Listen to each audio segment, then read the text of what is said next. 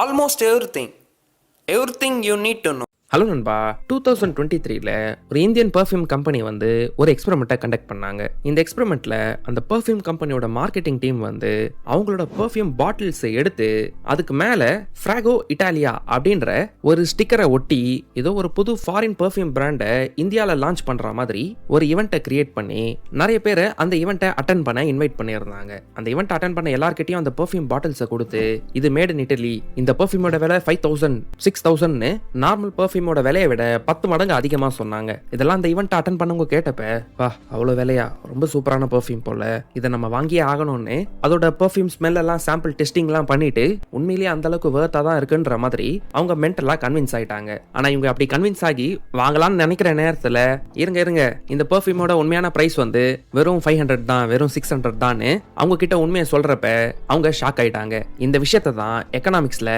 Veblen எஃபெக்ட்னு சொல்லுவாங்க. அதாவது எந்த அளவுக்கு ஒரு பொருளோட விலையை எக்ஸ்பென்சிவா வைக்கிறோமோ அந்த அளவுக்கு அதோட டிமாண்ட் குறையாம அதிகமாயிட்டே போகும். ஏன்னா யார்கிட்டயும் இல்லாதது என்கிட்ட இருக்கணும்ன்ற மாதிரி ஒரு ஸ்டேட்டஸ் சிம்பிளா அது மாறிடுறதுனால மக்கள் ஆக்சுவலா அவங்க கிட்ட பணம் இல்லைனாலும் நம்ம தகுதிக்கு மீறியும் செலவு பண்ணாலும் பரவாயில்ல, மத்தவங்க முன்னாடி பார்க்க சூப்பரா இருக்கணும்ன்ற காரணத்துக்காகவே இந்த வெப்லன் கூட்ஸை போட்டி போட்டுக்கிட்டு வாங்குவாங்க. ஐபோன் லான்ச் ஆகும்போது கியூல நின்றுட்டு வாங்குறது, லக்ஸரி பிராண்ட்ஸ் தான் எல்லா பிராண்ட்ஸை விட சுப்பீரியர்னு நினைக்கிறது எல்லாமே இந்த மைண்ட் செட் மூலமா தான் வருது. சோ நீங்களும் இந்த மாதிரி எக்ஸ்பென்சிவ் ப்ராடக்ட்ஸ் தான் நல்ல ப்ராடக்ட்ஸ்ன்ற ஒரு மைண்ட் செட்டோட இருக்கீங்கன்னா, ஓவர் பிரைஸ் லக்ஸரி ப்ராடக்ட்ஸ் எல்லாம் கியூல நின்று வாங்குவீங்கன்னா, நீங்க ஒண்ணு நான் மத்தவங்களை விட டிஃபரெண்ட் ஆனவன் அப்படின்னு காட்டிக்கிறதுக்காகவோ, இல்ல உண்மையிலேயே உங்க பினான்சியல் கண்டிஷன் அந்த அளவுக்கு நல்லா இல்லைனாலும் இப்ப இந்த மொமெண்ட்ல நான் பாக்குறதுக்காச்சும் மத்தவங்களுக்கு பணக்காரனா தெரியணும், ஒரு ஹை ஸ்டேட்டஸோட இருக்க ஆள் மாதிரி தெரியணும்னு நினைச்சீங்கன்னா, அப்பதான் கடன் வாங்கியாச்சு இந்த லக்ஸரி ப்ராடக்ட்ஸ்ல ஸ்பெண்ட் பண்ணணும்னு நினைப்பீங்க. கேட்டா இது எனக்கு ரெஸ்பெக்ட் தருது, கான்ஃபிடன்ஸ் தருதுன்னு சொல்லுவீங்க. ஆனா ஆக்சுவலா பாத்தீங்கன்னா அது உங்களுக்கு ரெஸ்பெக்டையோ கான்ஃபிடன்ஸோ தரல, ஒரு இன்ஸ்டன்ட் கிராட்டிஃபிகேஷன் மொமெண்ட்டை தான் தருது. அந்த பொருளை இப்ப நீங்க வச்சிருக்கிறதுனால மத்தவங்களை விட நீங்க சுப்பீரியரான ஆளுன்னு உங்க மைண்டுக்குள்ள ஒரு இல்யூஷனை கிரியேட் பண்ணுது. இந்த ஃபேக்கான இல்யூஷனை கிரியேட் பண்ணாம உண்மையான கான்ஃபிடன்ஸ் எக்ஸ்பீரியன்ஸ் பண்ணணும்னு நினைக்கிறீங்கன்னா, இந்த லக்ஸரி ப்ராடக்ட்டை நீங்க ஆசைப்பட்டு வாங்கினாலும் அதை விட மினிமம் 10 மடங்காச்சும் என்கிட்ட அதிகமாக கேஷ் இருக்குன்ற மாதிரி ஒரு நல்ல ஃபினான்ஷியல் ஸ்டேட்ல இருந்தீங்கன்னா அப்பதான் நீங்க ரியல் கான்ஃபிடன்ஸ் எக்ஸ்பீரியன்ஸ் பண்ணுவீங்க. அது இல்லாத வரைக்கும் ஏதோ ஒரு ஃபினான்ஸ் கம்பெனிக்கு இஎம்ஐ கட்டுற அடிமையா தான் நம்ம இருப்போம். அது நிம்மதியான வாழ்க்கையை கொடுக்காம ஒரு எலிக்கு தேவையான சின்ன சீஸை மவுஸ் ட்ராப்ல வச்சு அதை பிடிச்ச மாதிரி லக்ஸரி ப்ராடக்ட்ஸோட ஆசையை காட்டி ஒரு ஃபேக்கான ஹை ஸ்டேட்டஸ் ஃபீலிங்கை உங்க மைண்டுக்குள்ள கொண்டு வந்து நீங்களே வாண்டடா போய் ஒரு டெட் ட்ராப்ல மாட்டிக்கிற மாதிரி தான் இருக்கும். ஸோ ஸ்மார்ட்டா இருங்க, வெப்லன் எஃபெக்டால அஃபெக்ட் ஆகிறத அவாய்ட் பண்ணுங்க. Number 2, wrong investment drop. சரி, இந்த வெப்லன் எஃபெக்ட்னால தான் நான் அஃபெக்ட் ஆக மாட்டேன், நான் கொஞ்சம் டிசிப்ளினான ஆள் தான், தேவையான அதிகமான வேல்யூ கொடுக்குற பொருட்களை மட்டும் தான் வாங்குவேன், பேலன்ஸ் இருக்க அமௌண்ட்ஸ் எல்லாம் நான் சேவ் அண்ட் இன்வெஸ்ட் தான் பண்ணுவேன் அப்படிங்கிற ஒரு எண்ணத்தோட நீங்க பேங்க்ஸை விசிட் பண்ணி எனக்கு இன்வெஸ்ட்மெண்ட் பண்ணணும் அப்படிங்கிற மாதிரி அப்ரோச் எடுத்தீங்கன்னா, ஃபர்ஸ்ட் அவங்க உங்களுக்கு கொடுக்குற ஆப்ஷன் வந்து எஃப்டியா தான் இருக்கும். எஃப்டி வேணாம்ப்பா, பணத்தை க்ரோ பண்ணணும்னு நினைக்கிறேன் அப்படின்னு கேட்டீங்கன்னா மோஸ்ட் லைக்லி அவங்க உங்ககிட்ட ஏதாவது ஒரு ஃபிக்ஸ்ட் இன்கம் ஸ்கீமை தான் ரெக்கமெண்ட் பண்ணுவாங்க.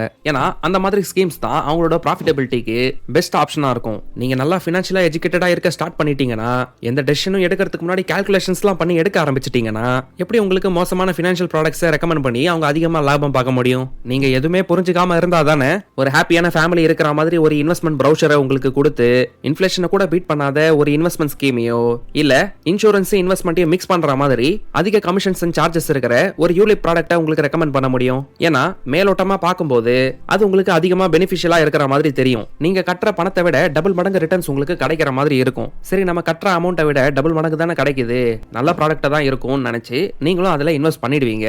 ஆனா இன்ஃப்ளேஷன் அட்ஜஸ்டடா அதோட ரியல் ரிட்டர்ன்ஸை பாத்தீங்கன்னா உங்ககிட்ட வாங்கின பணத்தை ஒரு 10-20 வருஷம் கழிச்சு உங்களுக்கு அப்படியே அதே வேல்யூவோட திரும்ப கொடுக்குற மாதிரி தான் இருக்கும். மோஸ்ட் கேசஸ்ல எஃப்டி ரிட்டர்ன்ஸை கூட பீட் பண்ணாத மாதிரி ஒரு பிளானை தான் ரெக்கமெண்ட் பண்ணுவாங்க. இன் ஷார்ட், நீங்க எந்த அளவுக்கு ஃபினான்ஷியலா இல்லிட்டரேட்டா இருக்கீங்களோ அந்த அளவுக்கு உங்க ஃபினான்ஷியல் இல்லிட்ரஸியை வச்சு மத்தவங்க ப்ராஃபிட் பண்ண பார்ப்பாங்க. 10 வருஷத்துக்கோ 15 வருஷத்துக்கோ வருஷம் 1 லட்ச ரூபா கட்டுங்க, 15 வருஷத்துக்கு அப்புறம் ஒரு வருஷமா உங்களுக்கு 2 லட்ச ரூபா ஃபிக்ஸ்டா கிடைக்கும்ன்ற மாதிரி சொல்லுவாங்க. பட் 15 வருஷத்துக்கு அப்புறம் அந்த 2 லட்சத்தோட வேல்யூ எவ்வளவு கம்மியா இருக்கும்னு சொல்ல மாட்டாங்க.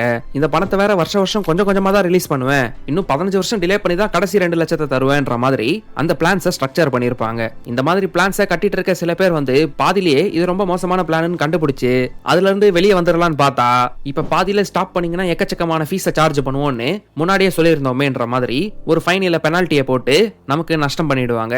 சரி போய் தொலைதுன்னு கண்டினியூ பண்ணலாம்னு நினைச்சா கூட எஃப்டியை விட மோசமான ரிட்டர்ன் தான் நமக்கு கிடைக்க போகுது. XIRRனா என்ன, CAGRனா என்ன, டைம் வேல்யூ ஆஃப் மணினா என்ன, இன்ஃப்ளேஷன்னா என்ன, இந்த மாதிரி விஷயங்கள் தெரியாததுனால ஆக்சுவலா இந்த கால்குலேஷன்ஸ்லாம் பண்ண முடியாததுனால ஏதோ ஒன்று வருஷத்துக்கு இவ்வளோ அமௌண்ட்டை கட்ட சொல்றாங்க, அதை கட்டிட்டு போவோம் அப்படிங்கிற மாதிரி அவங்களுக்கு இருக்கிற வேலை டென்ஷன்ல இதை அப்படியே கண்டுக்காம விட்டுருவாங்க.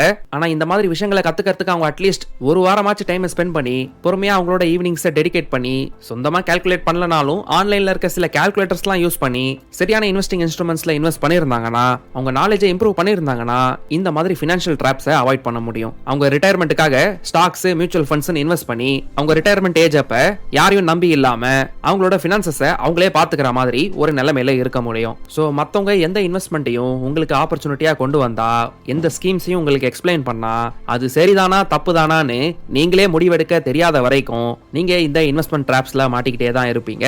இதுல இருந்து நீங்க வெளியே வர்றதுக்கு ஃபினான்ஷியல் எஜுகேஷன் தான் ஒரே ஆப்ஷன். ஸோ இந்த மாதிரி ஃபினான்ஷியல் வீடியோஸ் நீங்க இப்பதான் பார்க்க ஸ்டார்ட் பண்றீங்கன்னா நம்ம சேனல்ல இருக்க ஃபினான்ஸ் ஃப்ரைடே பிளேலிஸ்ட்டை கண்டிப்பா செக் பண்ணி பாருங்க.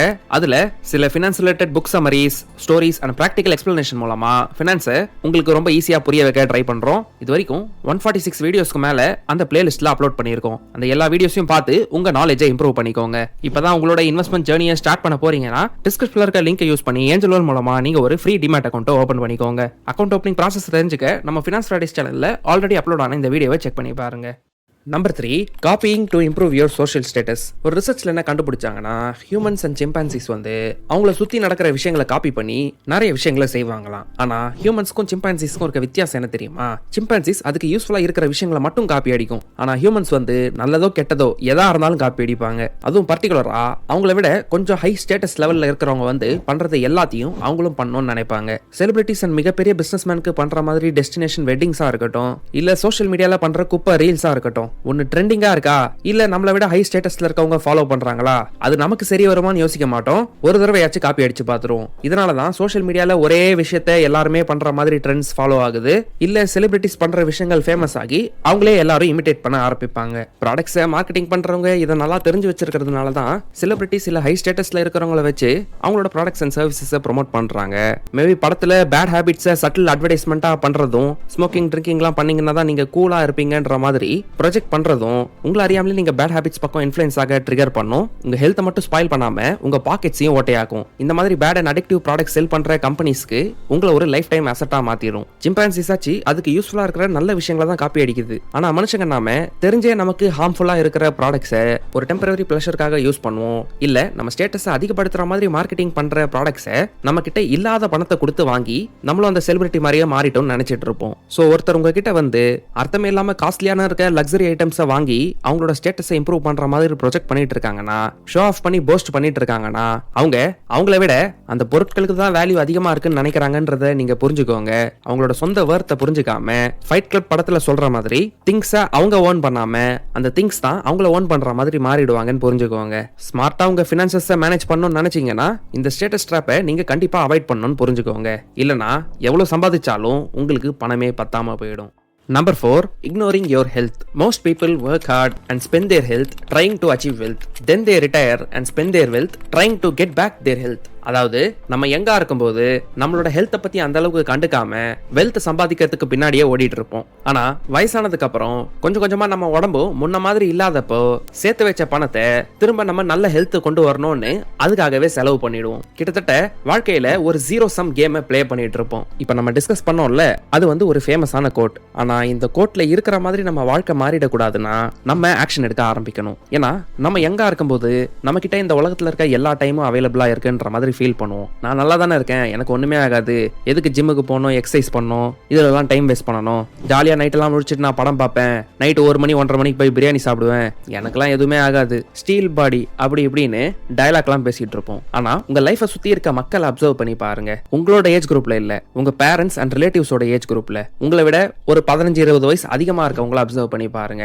ஏன்னா நீங்க சின்ன வயசுல இருந்தே உங்களை பார்த்துருப்பீங்க. அப்ப நல்லா ஹெல்த்தியா ஆக்டிவா எந்த இஷ்யூஸும் இல்லாம உங்க கூட கிரிக்கெட்லாம் நல்லா விளையாடி இருப்பாங்க. ஆனா இப்ப வயசானதுக்கு அப்புறம் ஆளுக்கு ஒரு ஹெல்த் ப்ராப்ளம் வச்சுட்டு சுத்திட்டு இருப்பாங்க.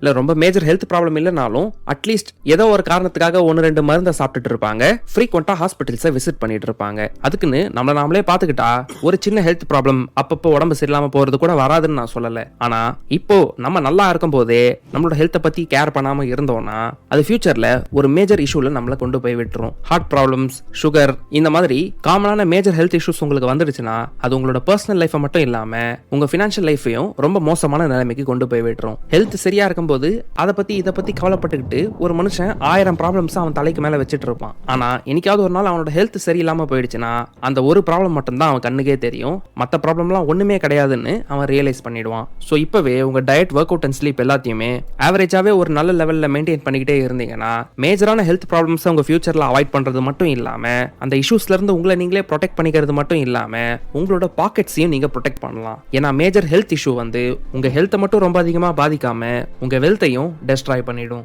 நம்பர் 5, த டீட்ரோ எஃபெக்ட். நீங்க எப்பயாவது ஒரு புது பொருளை வாங்கி அதை யூஸ் பண்ற எக்ஸைட்மெண்ட்டை ஃபீல் பண்ணிருக்கீங்களா? ஃபார் எக்ஸாம்பிள், இப்போ ஒரு புது வீட்டுக்கு நீங்க மாறி போறீங்க.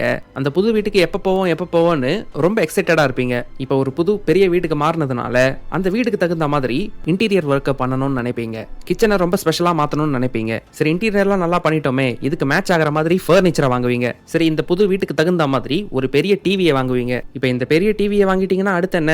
ஹோம் தியேட்டர் தான். கலர் மேட்சிங் கூட மிஸ் ஆகாத மாதிரி ஒரு ஹோம் தியேட்டரை வாங்குவீங்க. இதுக்கப்புறம் as usual fridge, AC, fan, washing machine எல்லா அப்ளைன்சஸும் வாங்கி போடுவீங்க. புது வீட்டில் கார் பார்க்கிங்லாம் இருந்ததுன்னா காரை கூட வாங்கணும்னு நினைக்க ஆரம்பிச்சிருவீங்க. இப்படியே உங்களே அறியாம கன்சியூமரிசமோட சைக்கிள்ல மாட்டிப்பீங்க.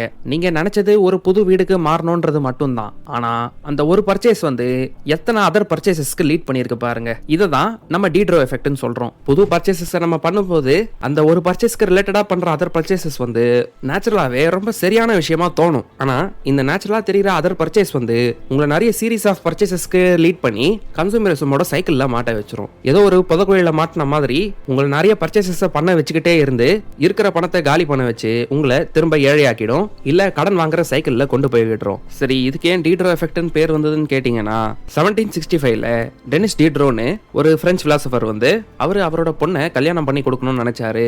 ஆனா அதுக்கு தேவைப்படுற டவுரியை அவரால் கொடுக்க முடியல. மோசமான பினான்சியல் சிச்சுவேஷன்ல இருந்த மாதிரி ஃபீல் பண்ணாரு. இந்த நேரத்துல ரஷ்யாவோட எம்ப்ரஸ் கேத்ரின் தி கிரேட் வந்து அவரோட பினான்சியல் ப்ராப்ளம் பத்தி தெரிஞ்சுக்கிட்டு அவரோட லைப்ரரியை வாங்கிக்கிறேன், அவர்கிட்ட இருந்த வேல்யூபிளான புக் கலெக்ஷன்ஸை வாங்கிக்கிறேன்னு சொல்லி ஒரு பெரிய அமௌண்ட்டை அவருக்கு ஆஃபர் பண்ணாங்க. இதை நான் இப்ப வாங்கிக்கிட்டேன்ல, இப்ப இது என்னோட பொருள் ஆயிடுச்சு, இந்த லைப்ரரியை நீங்க சரியா பாத்துக்கணும், இதனால என்னோட புக்ஸை பாத்துக்கிற லைப்ரரியன் நீங்க தான் சொல்லி அவருக்கு மாசம் மாசம் சம்பாதிக்கிற வழியை ஏற்படுத்தி கொடுத்தாங்க. இப்படி அவருக்கு அன்எக்ஸ்பெக்டடா வந்த ஹெல்ப்பை அவர் ரொம்ப வரவேற்றாரு. அவரோட பொண்ணுக்கும் கல்யாணம் பண்ணி வச்சுட்டாரு. இப்படி அவரோட பொண்ணுக்கு கல்யாணம் பண்ணி வச்சதுக்கு அப்புறமா கூட அவர்கிட்ட கொஞ்சம் நிறைய பணம் தான் இருந்தது. இப்படி திடீர்னு அவர்கிட்ட அதிக பணம் கிடைச்சதுனால அவர் ரொம்ப நாளா யூஸ் பண்ணிட்டு இருந்த ஒரு ஓல்டு ரோபை ரீப்ளேஸ் பண்றதுக்கு ஸ்கார்லெட் கலர்ல இருக்க ஒரு புது எக்ஸ்பென்சிவான ரோபா வாங்கினாரு. இது எக்ஸ்பென்சிவாவும் பார்க்கறதுக்கு கொஞ்சம் லக்ஸரியஸா இருந்ததுனால இந்த பொருள் அவரோட வீட்டுக்கு வந்ததுக்கு அப்புறம் அதுக்கு பக்கத்துல மத்த எல்லா பொருட்களுமே சீப்பாவும் ரொம்ப லோ குவாலிட்டி பொருளை அவர் யூஸ் பண்ற மாதிரி ஒரு ஃபீலிங்கை கொடுத்தது. இதனால அவரோட பழைய பொருட்கள் எல்லாத்தையுமே புதுசாவும் எக்ஸ்பென்சிவான ஐட்டம்ஸா அவரோட புது ரோபுக்கான எலிகன்ஸோட மேட்ச் பண்ற மாதிரி மாத்திக்கிட்டே இருந்தாரு. புது cupboard, sculptures, kitchen table, art pieces, mirror, leather சேர்னு எக்கச்சக்கமான எக்ஸ்பென்சிவ் பொருட்களை வாங்கி அவரோட வீட்டுல குவிக்க ஆரம்பிச்சு அவர்கிட்ட இருந்த எல்லா பணத்தையும் செலவு பண்ணி கடன் வாங்கி செலவு பண்ணி முன்ன இருந்ததை விட மோசமான நிலைமைக்கு போயிட்டாரு. இவரோட இந்த பேக் ஸ்டோரினால தான் இந்த மாதிரி ஒரு பர்ச்சேஸ் பேட்டர்னுக்கு டீட்ரோ எஃபெக்ட்னு பேர் வந்தது. சோ இந்த டீட்ரோ எஃபெக்ட்டை பத்தி நீங்க இப்ப தெரிஞ்சுக்கிட்டதுனால எப்ப நீங்க கேர்ஃபுல்லா இருக்கணும்னா, திடீர்னு உங்களுக்கு ஏதோ ஒரு போனஸ் அமௌண்ட் கிடைக்கும் போதோ, ஒரு லம்சம் கேஷ் வந்து உங்க அக்கௌண்ட்ல இருக்கும் போதோ, இல்ல ஒரு புது எக்ஸ்பென்சிவ் பர்ச்சேஸை நீங்க பண்ண போறீங்கன்னா, இல்ல உங்க லைஃப் ஸ்டைல கொஞ்சம் பெட்டரா அப்கிரேட் பண்ணணும்னு நினைக்கிறீங்கன்னா அந்த மாதிரி நேரத்துல தான் நீங்க கேர்ஃபுல்லா இருக்கணும். ஏன்னா ஒன்னு மாத்தி ஒன்னு கண்டினியூஸா அந்த ஸ்பெண்டிங் ட்ராப்ல நீங்க மாட்டிக்கிறதுக்கு இந்த மாதிரி நேரம் தான் ரொம்ப சூட்டபிளா இருக்கும். ஏன்னா உங்க ஸ்டேட்டஸை அப்கிரேட் பண்றதா நினைச்சுக்கிட்டு ஒரு ஐபோனை வாங்கலாம்னு போவீங்க. அந்த ஒரு ஐபோனோட அது முடியாது. ஏர்பாட்ஸை வாங்குவீங்க, மேக் புக்கை வாங்குவீங்க, ஆப்பிள் வாட்ச் வாங்குவீங்க. டோட்டலா டீட்ரோ எஃபெக்ட் மூலமா அந்த ஈகோ சிஸ்டம் ஸ்பெண்டிங் ஸ்ப்ரீல போய் மாட்டிப்பீங்க. இதுக்கு பதிலா உங்க கையில கொஞ்சம் பணம் இருக்கும்போது ஸ்மார்ட்டா யோசிச்சு இன்ஸ்டன்ட் கிராட்டிஃபிகேஷன் பின்னாடி போகாம பாதி தேவையான விஷயங்கள்ல செலவு பண்ணிட்டு பாதியை இன்வெஸ்ட் பண்ணீங்கன்னா மேபி நீங்க பண்ண எக்ஸ்பென்ஸுக்கு காம்பன்சேட் பண்ற மாதிரி அந்த இன்வெஸ்ட்மெண்ட் உங்களுக்கு ஹெல்ப் பண்ணும். இல்ல ரொம்ப எக்ஸ்பென்சிவா செலவு பண்ண போறோமான்ற மாதிரி ஒரு ஃபீலிங் உங்களுக்கு வந்ததுன்னா அந்த பையிங் டெசிஷனை போஸ்ட்பான் பண்ற மாதிரி ஒரு வாரம் வெயிட் பண்ணுங்க. அந்த பொருள் உங்களுக்கு உண்மையிலே தேவைன்னு மனசுல பட்டுதுன்னா அப்போ நீங்க வாங்க வேண்டிய பொருளை வாங்குங்க. ஆனால் அப்படிப்பட்ட ஒரு பொருளை நீங்கள் வாங்கும்போது இந்த டீட்ரா எஃபெக்ட்லாம் மாட்டிக்காம இருங்க. ஸோ இந்த வீடியோவில் நம்ம டிஸ்கஸ் பண்ண இந்த 5 ட்ராப்ஸை நீங்கள் அவாய்ட் பண்ணீங்கன்னா இந்த ஸ்டேட்டஸ் கேம் அண்ட் ட்ராப்ல போய் மாட்டிக்காம உண்மையிலேயே உங்களோட ஃபினான்ஷியல் லைஃபை ரொம்ப பாசிட்டிவாக இம்ப்ரூவ் பண்ண முடியும். இப்போவே அதை இம்ப்ரூவ் பண்ணணும்னு நினைச்சீங்கன்னா நம்ம சேனல் இருக்க ஃபினான்ஸ் ஃப்ரைடேஸ் பிளேலிஸ்ட்டை செக் பண்ணி பாருங்க. உங்களுக்கு இந்த வீடியோ பிடிச்சிருந்தா லைக் பண்ணுங்க, கமெண்ட் பண்ணுங்க, உங்க ஃப்ரெண்ட்ஸ் அண்ட் ஃபேமிலி மெம்பர்ஸோட ஷேர் பண்ணுங்க. சேனலுக்கு இன்னும் சப்ஸ்கிரைப் பண்ணிட்டு எங்களை வாட்ஸ்அப், இன்ஸ்டாகிராம் அண்ட் டெலிகிராம்லையும் ஃபாலோ பண்ணுங்க. கடைசியா தேங்க்யூ ஃபார் வாட்சிங்.